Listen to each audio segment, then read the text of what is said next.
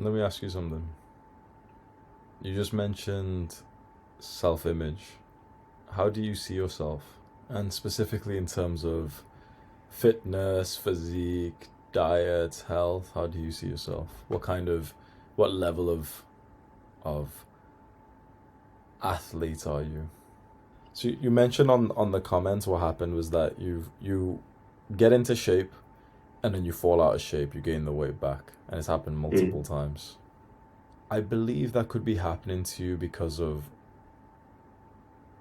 where you think you are supposed to be with your self-image. So our self-image is kind of like what we believe about ourselves and the way that we see ourselves. And I think that you see yourself as an overweight guy.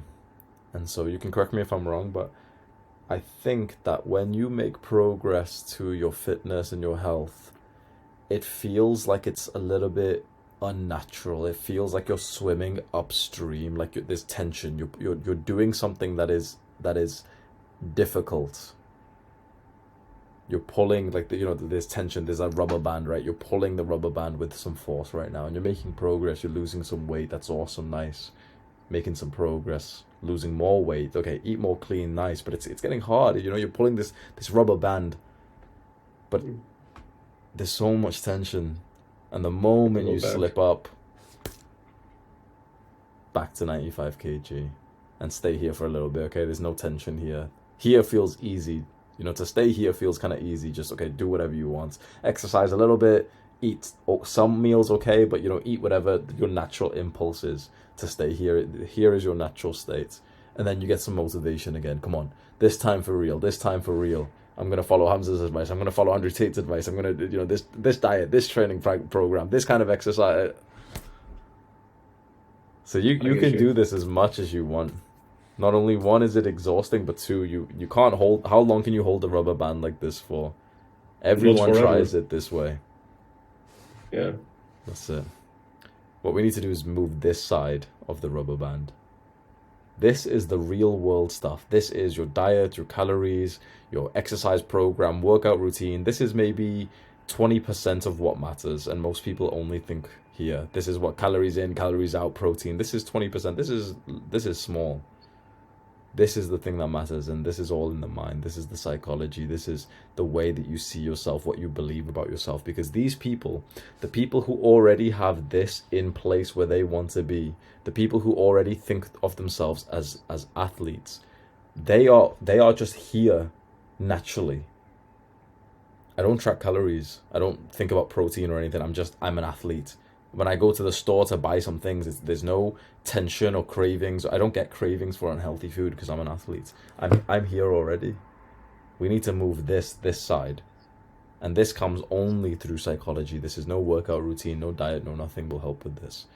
What we need to do is get you to see yourself as the athlete, the lean guy, the dream body, the dream fitness right now, before you're actually there. And that's how you'll get there. You have to see the success in your mind and actually feel like you're supposed to be there right now, and then you'll get there. Everyone who's ever made progress in any area of life has done it because they saw themselves at that point of success first, and then simply, like, once you've moved this, like, out of these sides, right? Once you've moved this side over here, it's like your actions naturally are just going to pull towards here. We've always thought about it as the real world actions. We need to exercise, we need to diet, we need to eat protein and stuff. But you naturally do these things when you have the self-image of the athlete who's supposed to do these things.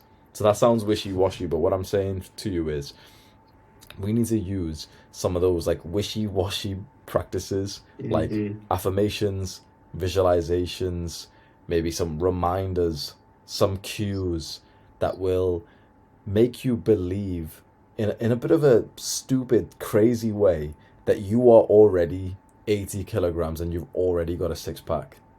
So there's literally like this it's so interesting, like, the most effective diets actually have nothing to do with the diet or the workout routines. Some of the most effective, like the diets which have actually shown the greatest results, they literally didn't change anything to do with what they ate. They just took a picture of the food beforehand. That's one of the most effective diets ever been Interesting. shown. It's psychological shit. It's never been about this calories in. This is all modern day bullshit, bro. People are only fat from the last like 50 years. So if we're trying to follow any of these new scientific principles, we're not going to get anywhere. So there's a few tips, like practical shit that you could do in it, and they're going to sound stupid as fuck, right? Literally start to do whatever it takes for you to convince yourself that you're an athlete.